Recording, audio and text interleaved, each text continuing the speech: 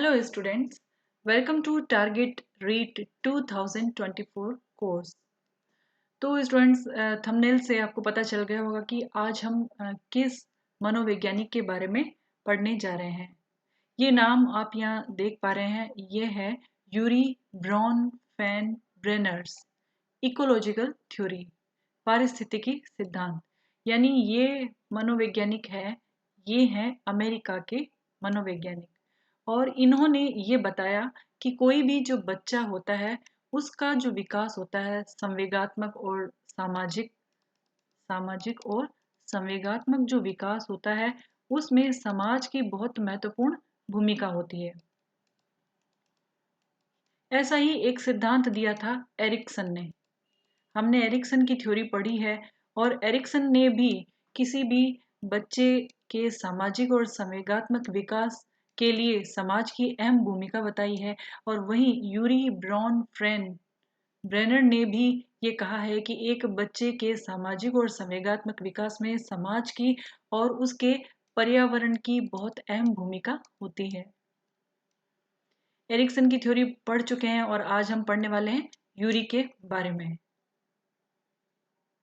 तो students, Yuri ब्रॉनफेन-ब्रेनर ये बताते हैं कि कोई भी बच्चा जो होता है, ये बच्चा है, इसके आसपास का जो भी वातावरण है, आसपास के वातावरण में जो ह्यूमन रिसोर्सेज हैं, जो सोसाइटी है, कौन होंगे? उसके पेरेंट्स होंगे, रिलेटिव्स हैं, फ्रेंड्स हैं, और इसके अलावा उसकी स्कूल या आसपास की जो अन्य संस्था जहाँ वह जाता है, वो चीज़ें, तो इन सब का इफ़ेक्ट डायरेक्टली और इनडायरेक्टली बच्चे के सामाजिक और संवेगात्मक विकास पर पड़ता है। यानी कि एक जो बच्चा होता है वो विभिन्न जो अपने आसपास की पारिस्थितिकी जाल होता है उसमें उलझा हुआ होता है और उन सब का इम्पैक्ट उसके डेवलपमेंट पर पड़ता है। तो यूरी के इस सिद्धांत के अंदर हम यही समझेंगे कि बच्चों के विकास में जो पारिस्थितिकी तंत्र है, पारिस्थितिकी तंत्र यानी आसपास के ह्यूमन रिसोर्सेज का वातावरण, वह उन पे किस प्रकार से प्रभाव डालता है और किस प्रकार से उनके विकास को प्रभावित करता है, इसके बारे में यूरी ने अपने सिद्धांत में बताया था। तो स्टूडेंट्स, यूरी ब्रॉनफेन-ब्रेनर ने एक पारिस्थितिकी मॉडल दिया, बहुत फेमस मॉडल है, इकोलॉजिकल मॉडल ऑफ यूरी। ठीक है, अब इस मॉडल में क्या बताया? इस मॉडल में ये बताया है कि कोई भी बच्चा है, उसके चारों ओर का जो वातावरण होता है, जो इकोसिस्टम होता है, उसको हम कितनी लेयर्स में डिवाइड कर सकते हैं, कितनी लेयर्स में होता है? तो वो होता है 5 लेयर्स, 5 स्तर होते हैं, 5 स्तर होते हैं। वे 5 स्तर कौन से होते हैं? तो उन स्तरों में जो सबसे पहला जो बच्चे को डायरेक्टली अफेक्ट करता है वो होता है माइक्रो सिस्टम। Micro system. और दूसरा होता है, वो होता है मीजो सिस्टम। Meso system. और थर्ड है इकोसिस्टम या एक्सोसिस्टम। और फोर्थ है मैक्रो सिस्टम। इन सब के नाम भी ध्यान रखने हैं और ये सिस्टम क्या है उसके बारे में भी हमें समझना है, क्योंकि इसमें से जो क्वेश्चंस आएंगे वो इनके एक तो नाम पूछे जा सकते हैं, इनके क्या मीनिंग्स है, माइक्रो सिस्टम से क्या मतलब है, मेजो सिस्टम क्या है, एक्सो क्या है, मैक्रो क्या है, इनसे रिलेटेड क्वेश्चंस हमारे रीट मेन में या प्री में पूछे जाते हैं, तो इनको हमें समझना बहुत ज़रूरी है। तो यूरी ब्रॉनफेन-ब्रेनर ने इकोलॉजिकल सिस्टम दिया। उस सिस्टम में ये बताया गया कि एक बच्चे का जो इकोलॉजिकल सिस्टम होता है या आसपास का पर्यावरण होता है वह उसके विकास को प्रभावित करता है, और वह जो सिस्टम है इकोलॉजिकल उसे हम स्टडी करने के लिए, अच्छे से समझने के लिए 5 स्टेप्स में, 5 लेयर्स में डिवाइड कर सकते हैं। फर्स्ट है माइक्रो, सेकंड मेसो, और थर्ड है एक्सो, एंड फोर्थ है मैक्रो और क्रोनो सिस्टम। अब हम इन सभी सिस्टम्स को एक एक करके समझेंगे कि ये सिस्टम किस प्रकार से एक बच्चे के डेवलपमेंट को प्रभावित करता है। फर्स्ट है माइक्रो सिस्टम, जिसे हम हिंदी में सूक्ष्म तंत्र भी कहते हैं। सूक्ष्म तंत्र। अब ये जो माइक्रो सिस्टम होता है, इसमें यह सबसे छोटा होता है। यह सबसे छोटा होता है। ये माइक्रो सिस्टम है यहाँ का। यहाँ के जो लोग हैं, ये माइक्रो सिस्टम के अंदर आते हैं। अब किसी बच्चे के सबसे नजदीक, सबसे प्रथम जो उसके व्यवहार को प्रभावित करते हैं, जो उसका वातावरण बनाते हैं, वो कौन होते हैं? तो वो होता है बच्चे, जो बच्चा है उसका घर, उसके परिवार के सदस्य। क्योंकि सबसे पहले तो वह वहीं होता है, तो वहाँ का जो बिहेवियर होगा, वहाँ के जो क्रियाकलाप होंगे, उसका सीधा सीधा वहाँ के जो विचार होंगे, सीधा सीधा प्रभाव जो है बच्चे पर पड़ता है। तो ये सबसे पहला सिस्टम है, सबसे पहली लेयर है जहाँ प्रत्यक्ष रूप से कोई बच्चा जो है वो प्रभावित होता है, उसका विकास प्रभावित होता है। घर आ गया, परिवार के सदस्य आ गए, स्कूल हो गई, स्कूल में बच्चा जाता है, वहाँ इंटरेक्शन करता है, तो वो बच्चे के डायरेक्ट कॉन्टेक्ट में आते हैं। या आसपास के जो उसके दोस्त हैं, फ्रेंड्स हैं, गली मोहल्ले स्कूल के, तो उन सभी से वह प्रभावित होता है। तो इसे हम कहते हैं माइक्रो सिस्टम। तो यहाँ पर यह बच्चे के विकास को प्रभावित करते हैं। ये जो इंटरेक्शन होता है, इसे हम कहते हैं द्विदिशात्मक, बाई डायरेक्शनल। ये होता है द्विदिशात्मक। द्विदिशात्मक कैसे होता है? ये बच्चा है, जब घर के लोग हैं, परिवार के सदस्य हैं, स्कूल दोस्त हैं, वो इसके साथ इंटरेक्शन करेंगे, तो बच्चा भी तो वैसा ही रिएक्शन करेगा। तो ये आपस में एक लेन देन करके उसका डेवलपमेंट चलता रहता है। इसे हम एग्जाम्पल से समझ सकते हैं कि जैसे एक छोटा बच्चा है, एक छोटा बच्चा है और 2 साल का बच्चा है, और उसकी मम्मी किचन में खाना बना रही है। ठीक है, खाना बना रही है। अब जैसे ही बच्चा रोने लग जाता है, तो उसकी मम्मी खाना बनाते हुए छोड़ करके आ जाती है और बच्चे को चुप करवाने लग जाती है। तो और बच्चा चुप हो जाता है। तो यहाँ पर बच्चे के रोने से आसपास के लोगों का भी रिएक्शन आया, और इनके रिएक्शन से इसका रिएक्शन भी बदल गया, तो द्विदिशात्मक ये रिएक्शन हो गया। और इस तरह से बच्चे का डेवलपमेंट आपस में इंटरेक्शन करते हुए होता रहता है। तो यह तो है माइक्रो सिस्टम, जहाँ बच्चा डायरेक्ट अपने आसपास के लोगों से, उनके व्यवहार से प्रभावित होता है, और जिसमें उसके भाई बहन, घर परिवार के सदस्य सभी आ जाते हैं। लेकिन एक बात यहाँ बहुत इम्पोर्टेंट है कि यदि एक ही परिवार के 2 बच्चे हैं, उनका इकोलॉजिकल सिस्टम सेम है, तो इसका मतलब ये नहीं है कि उनका डेवलपमेंट भी सेम होगा। उनका डेवलपमेंट भी सेम होगा। हम ऐसे नहीं कह सकते हैं कि 2 ट्विंस हैं, उनकी तो सारी कंडीशन एक जैसी, एक ही स्कूल में जा रहे हैं, एक ही पेरेंट्स हैं, एक ही तरह का माहौल दोनों को मिल रहा है, तो क्या डेवलपमेंट एज इट इज एक जैसा होगा? ऐसा नहीं होगा, क्योंकि हर एक व्यक्ति यूनिक होता है। उसके जो जेनेटिक फैक्टर्स हैं, उनके जो गुण हैं, वो सब अलग अलग होते हैं। तो एक जैसा इम्पैक्ट हर बच्चे पर डाले ये ज़रूरी नहीं है। तो इस बात को ध्यान रखना ज़रूरी है। नेक्स्ट है मीजो सिस्टम। मीजो सिस्टम जो है बच्चों, वो है सेकेंडरी लेवल, और इसे हम मीजो सिस्टम माइक्रो सिस्टम से, इसमें माइक्रो सिस्टम जो होता है वो आपस में इंटरेक्शन करते हैं। माइक्रो सिस्टम इंटरेक्शन करते हैं, जैसे कि बच्चा है, उसमें माइक्रो सिस्टम क्या देखा था हमने? फर्स्ट जो उसका एनवायरनमेंट है, जहाँ वो डायरेक्ट कांटेक्ट में आ रहा है, उसके पेरेंट्स हो गए और उसके फ्रेंड्स हो गए, स्कूल है या जिस इंस्टीट्यूट में वो जा रहा है वहाँ के लोग हो गए। तो ये माइक्रो सिस्टम हो गया। अब ये माइक्रो सिस्टम जो है आपस में इंटरेक्ट अगर कर रहा है, यानी इस बच्चे के फ्रेंड और इस बच्चे के पेरेंट का अगर आपस में इंटरेक्शन होता है, और उस इंटरेक्शन का बच्चे पर क्या प्रभाव पड़ता है, उसके विकास पर, वह मीजो सिस्टम के अंदर आता है। इसे भी हम एक एग्जाम्पल से समझते हैं जिससे कि इसका कंसेप्ट भी क्लियर हो जाए। जैसे ये बच्चा है और इसके जो फ्रेंड्स हैं, इसके जो ये फ्रेंड्स हैं, ये फ्रेंड्स इसके पेरेंट्स को अच्छे नहीं लगते हैं, तो वो इनको घर आने नहीं देंगे या इस बच्चे से बात नहीं करने देंगे। तो इस बच्चे का व्यवहार जो है वो अफेक्ट होगा, वो बच्चा शाई हो जाएगा या झिझकने लग जाएगा, जो भी सोशल उसकी क्वालिटी है वो थोड़ी सी लो हो जाएगी।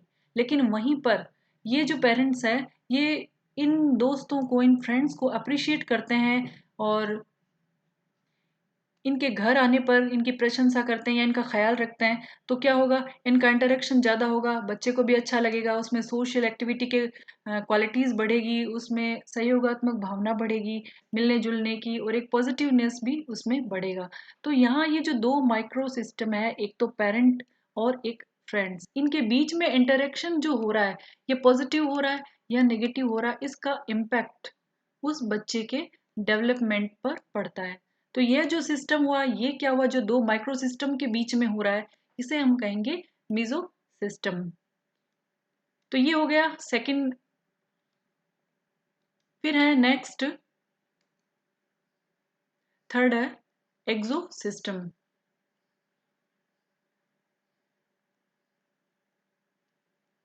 एक्सो सिस्टम, अब एक्सो सिस्टम क्या है, इसको समझना बहुत इंपॉर्टेंट है। बहुत सारे क्वेश्चन डायरेक्ट एक्सो सिस्टम से पूछे गए हैं। अब यहाँ क्या बच्चा है, उसका जो माइक्रो सिस्टम है, माइक्रो सिस्टम में कौन आ गए, उसके पेरेंट्स, फ्रेंड्स, स्कूल, ठीक है। अब ये जो पेरेंट्स है, ये अपने कांटेक्ट के लोगों से जहाँ मिलते हैं, मान लीजिए उसके पेरेंट्स है किसी ऑफिस में काम कर रहे हैं, तो वहाँ जो ऑफिस के जो लोग हैं उनके बीच में किस प्रकार से इन दोनों का इंटरेक्शन हुआ, इस इंटरेक्शन के कारण पेरेंट उस बच्चे पर कैसा व्यवहार करते हैं, यह जो इफेक्ट होता है वह एक्सो सिस्टम कहलाता है। मान लीजिए कोई पेरेंट है, वो ऑफिस में गए हों और उनका अपने बॉस के साथ में झगड़ा हो गया हो या आर्ग्यूमेंट हुआ हो। अब ये जो गुस्सा है, ये जो नेगेटिविटी है, ये पेरेंट्स ने आकर के इस बच्चे पर उतारी, तो बच्चा यहाँ डायरेक्ट कांटेक्ट में भी नहीं है, ना ही ये दोनों माइक्रो सिस्टम है, क्योंकि ये तो पेरेंट्स का एनवायरमेंट है, ठीक है। तो यहाँ पर पेरेंट जो है और इनके ऑफिस का जो आपस में जो इंटरेक्शन है, उसका जो इफेक्ट बच्चे के डेवलपमेंट पर पड़ता है, उसे हम कहते हैं एक्सो सिस्टम। यानी कि इसमें बच्चा जो है वो डायरेक्ट शामिल नहीं है, लेकिन फिर भी उसके विकास पर अप्रत्यक्ष रूप से वह प्रभावित हो रहा है या प्रभाव पड़ रहा है, हम कुछ भी कह सकते हैं, ठीक है। और इसके बाद में आता है नंबर 4, मैक्रो सिस्टम।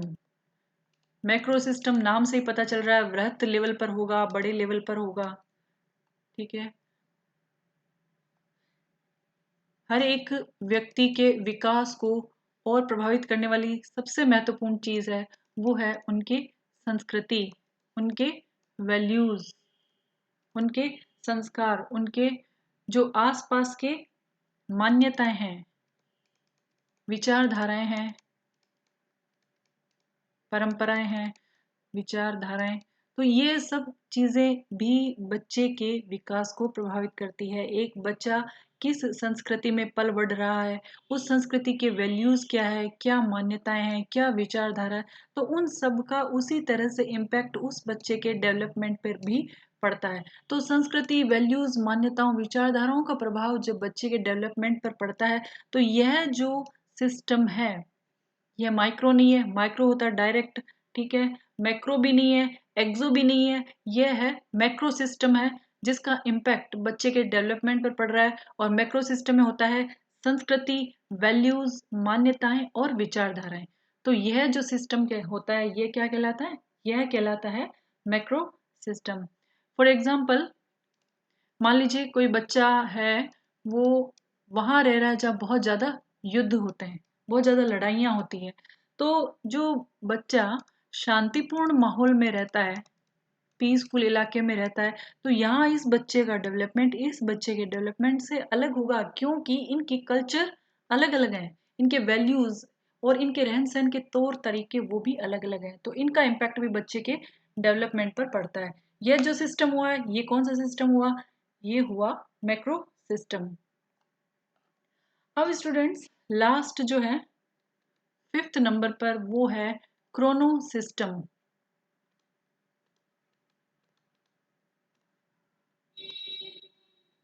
कालक्रमिक तंत्र।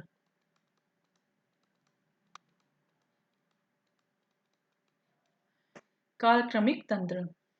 अब यहाँ पर यूरी ब्रॉन फैन ब्रेनर नाम याद हो गया तो आधा ही लगभग आपको सिद्धांत याद हो जाने वाला है।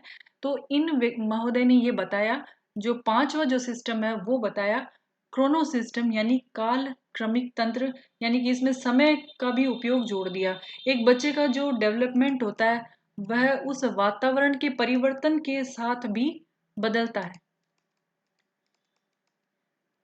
ठीक है, जैसे कि एक बच्चा है, बचपन में आर्थिक स्थिति उसकी कमजोर है, लेकिन माता पिता प्रयास कर रहे हैं। एक स्थिति आती है कि वो थोड़ा सा संभलते हैं और एक स्थिति आती है कि उनकी आर्थिक स्थिति बहुत अच्छी हो जाती है।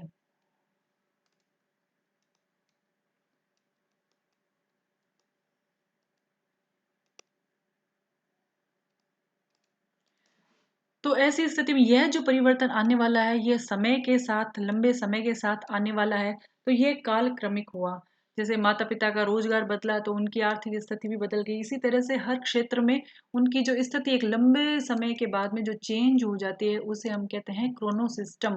विकास के मामले भी हम कह सकते हैं, उद्विकास जो होता है, शुरुआत में जो मानव की स्थिति कैसी थी, उनका विकास कहाँ से हुआ है, निएंडरथल जो मानव थे अब डेवलप्ड ह्यूमन है। तो ये जो हुआ, ये समय जिसमें लगता है उसे हम कहते हैं क्रोनो सिस्टम। तो स्टूडेंट्स ये थे Urie Urie Bronfenbrenner का इकोलॉजिकल सिस्टम। इकोलॉजिकल क्यों कहते हैं? क्योंकि चाइल्ड का जो डेवलपमेंट है वो अफेक्ट हो रहा है उसकी इकोलॉजिकल सिस्टम से, उसके आसपास के वातावरण से। और इसमें हमने 5 स्तर पढ़े हैं। पहला पढ़ा है माइक्रो यानी सूक्ष्म तंत्र, जिसमें बच्चा डायरेक्ट कांटेक्ट में रहता है जिन लोगों से, वो लोग उसके विकास को प्रभावित करते हैं। और जो सेकंड था वो क्या था? सेकंड था इसका मीजो सिस्टम। मीजो सिस्टम में क्या आता है? माइक्रो सिस्टम जो होते हैं बच्चे के, उनका आपस में इंटरेक्शन होता है और उससे बच्चे का जो डेवलपमेंट है वो इफेक्ट होता है। फिर थर्ड आया था एक्सो सिस्टम।